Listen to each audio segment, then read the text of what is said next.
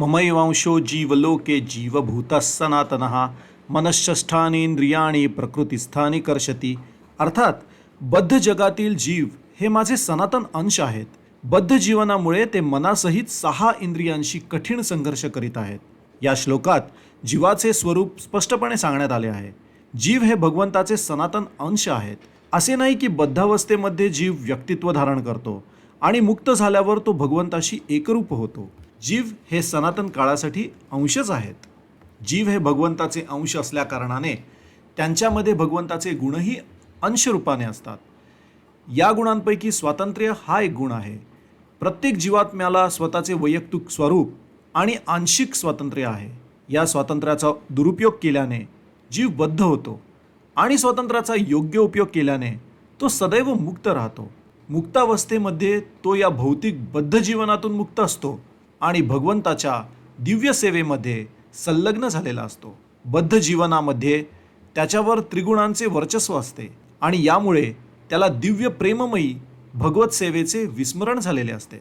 परिणामी या भौतिक जगतामध्ये आपले अस्तित्व राखण्यासाठी त्याला अत्यंत कठीण संघर्ष करावा लागतो. ममैवांशः हे शब्दसुद्धा महत्त्वपूर्ण आहेत. भगवंताचे अंश हे काही एखाद्या भौतिक वस्तूच्या तुटून पडलेल्या तुकड्याप्रमाणे नाहीत. आपण यापूर्वीच दुसऱ्या अध्यायात जाणले की आत्म्याचे तुकडे करता येत नाहीत. या अंशाला भौतिकदृष्ट्या जाणता येत नाही. जड पदार्थांचे तुकडे करून ते पुन्हा ज्याप्रमाणे जोडतात त्याप्रमाणे हा अंश नाही.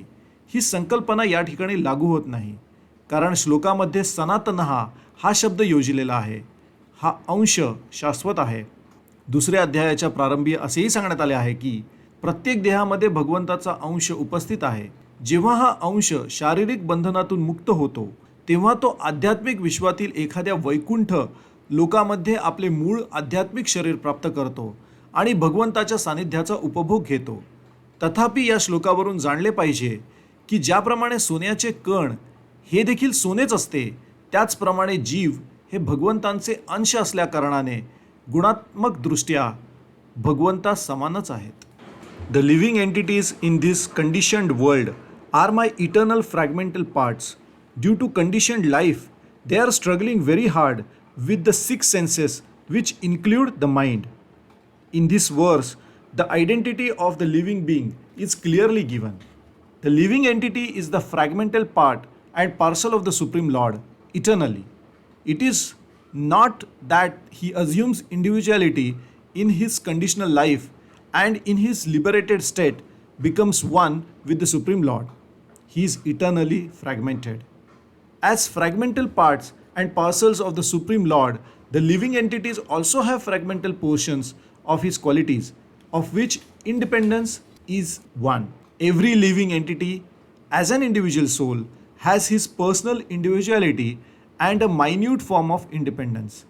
By misuse of that independence, one becomes a conditioned soul, and by proper use of independence, he is always liberated.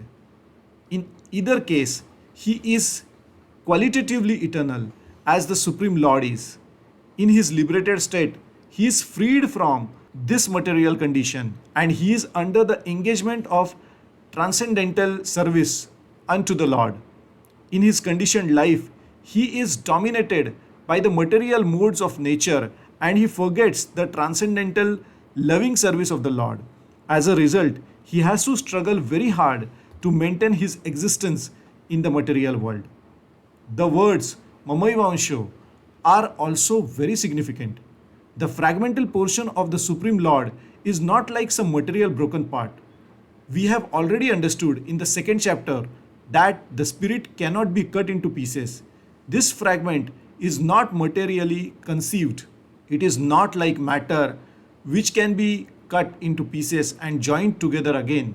That conception is not applicable here because the Sanskrit word Sanatana is used.